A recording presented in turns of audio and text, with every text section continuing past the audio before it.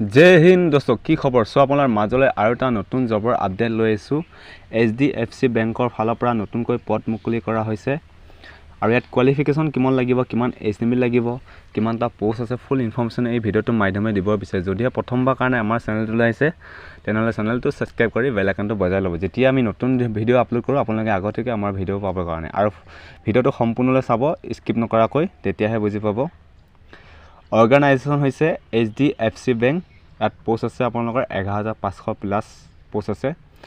qualification ক'ব গলে আপোনালোকৰ 10 pass 12 pass and graduation pass কৰিলে আপোনালোকে এপ্লাই কৰিব পাৰিব সিলেকশন প্ৰসেস ক'ব গলে interview and DV online apply date আপোনালোকৰ 20 আগষ্টৰ পৰা ষ্টাৰ্ট হৈ আছে আৰু লাষ্ট ডেট হৈছে 25 ছেপ্টেম্বৰ তাৰপিছত আপোনালোকৰ পোষ্ট এন্ড ভ্যাকেন্সি দিয়া আছে চাই ল'ব আপোনালোকে name of the post administration আছে Analysis আছে assistant manager আছে branch manager আছে business development আছে clerk আছে collection officer আছে customer relationship manager আছে finances manager আছে accountant আছে PO আছে IT manager আছে head of operation আছে আৰু manager এটা আপোনালোকে চাই ল'ব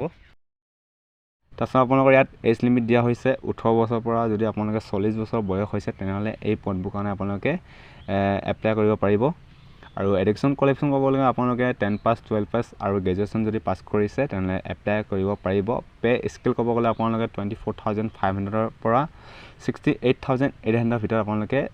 পে স্কেল আৰু সিলেকশন প্ৰসেস ক'ব গ'লে আপোনালোকৰ প্ৰথমতে হ'ব ইন্টাৰভিউ তাৰপিছত আপোনালোকৰ ডকুমেন্টছ ভেৰিফিকেশন হ'ব এপ্লিকেশন ফিজ ক'ব গ'লে আপোনালোকৰ জেনেৰেল OBC EWS